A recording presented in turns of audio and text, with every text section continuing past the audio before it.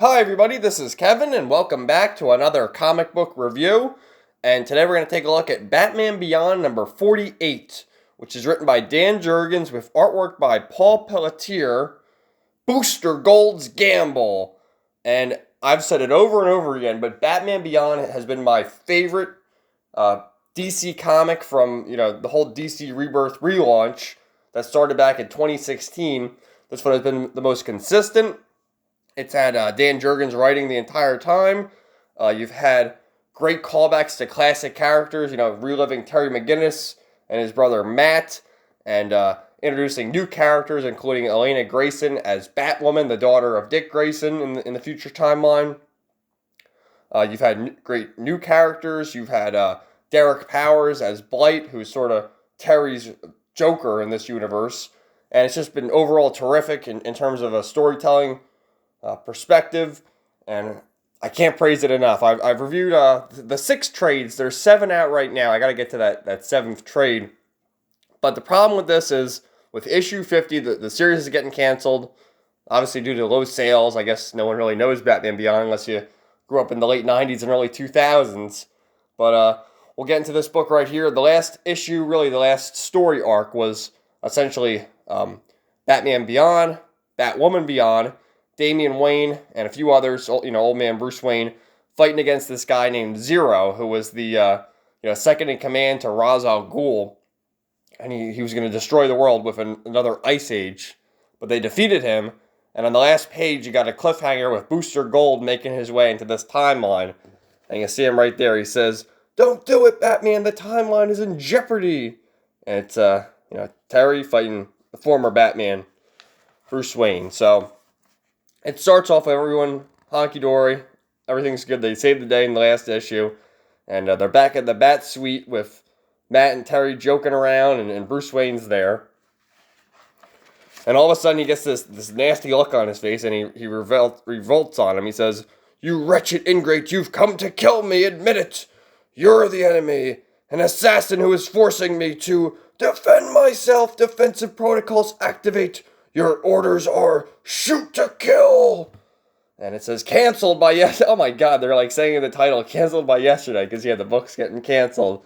But my one complaint, I have praised this series all the way through, but my one complaint with this little narrative right here is the fact that like 10 issues ago, there was a villain named Falseface who had occupied Bruce Wayne's body and sort of done the same thing. Bruce Wayne was actually hanging out with some prostitutes, and Terry had run into him, and he had a gun, and he started shooting at Terry, and then eventually Falseface took a hold of Terry, and Terry didn't know who he was, and that's what prompted Batwoman Beyond to appear. So they're sort of retreading the same story, but I guess I can kind of understand, because it probably is abruptly canceled or whatever. So some good artwork right here with, Terry fighting his mentor Bruce there, and they're going back and forth. And he says, "I'm going to kill Batman." And then Booster Gold makes his appearance there. Great artwork, man. Paul Pelletier, most famous for the Aquaman Throne of Atlantis series. And he saves the day. But Terry starts yelling at Booster, saying, where's my brother? Where's Matt? Is he all right? And Booster says, "Well, Terry, there's really nothing we can do, because I'm afraid Bruce killed Matt." And he flips out at him. And he says, "You tell me what? I'm sorry, I'm really sorry, but Matt is dead. Bruce killed..." "You're lying!" And he slaps him across the face. "I'm going to prove it. I can't allow you to go back there, Terry. Skeets!"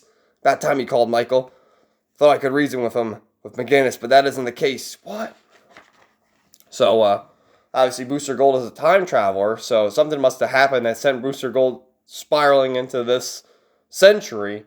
And he says, "We got to go back in time here. We got to go back to the future." So, and they make a joke about the DeLorean, too, which is kind of funny. I wonder, who, I think Back to the Future is Paramount, so I wonder if it's alright if they can use, trademarks and stuff like that, but whatever, I'm not going to tell. So they go back in time here, and through all this, Terry gives another punch to the face there. "You're responsible for Matt's death. That's a cheap shot." And then Skeets is recording it, oh, we're going to post this or whatever. So, essentially, he tells him that there was a sleeping agent from one of the villains that was planted in Bruce Wayne many years ago that was going to go off at that time no matter what. So they got to go back in time here to stop that said villain from giving the sleeping agent to Bruce Wayne. So they also see a bunch of burning buildings, and of course, being the heroes that they are, they fly in there to save the day, to save the civilians, which is what they do. So then this guy shows up. His name is Blanque, and he's a telepath, and he starts reading everyone's thoughts, and he starts battling with Booster there, while there's another boy crying in the distance, and Terry goes to rescue him. And it turns out the boy is right there, and he's like, "Oh yeah, it's Batman!" And Terry replies, "In the flesh. And what's your name?" And the little boy says, "I'm Warren McGinnis." Now, obviously, you guys all know Terry McGinnis. Warren McGinnis is Terry's father. And he says, "Did you say? Whoa, can this be happening? My dad's name was, can this kid be my father?" And Warren McGinnis was actually killed. Like, that was the very first episode with the cartoon back in the day. Warren was killed by Derek Powers, who was the associate. They worked together or whatever. And Derek Powers became Blight, who was Batman Beyond's Joker. So they start talking about how he could fly and stuff like that. And he says, "Shui." And the boy, Warren, says, what does Shui mean? "Oh, that means, like, cool in the old days." And then all of a sudden you see these boots here. "Let the boy go!" And it's the modern Batman. "Or I will tear you apart." Great drawing right there. Terrific. "Who's that?" "I recognize the voice, and this means trouble times 10. Next, future shock." So Batman Beyond's great. At this point, I don't know if it's wise for you guys to pick up the single issues, since, like I said, you got 49 and then 50, so 2 more to go. We'll see how this resolves. So I'd suggest waiting for the trades. They got 7 trades out right now. You can get them really cheap on InStockTrades.com. That's where I get them, or get them at your shop.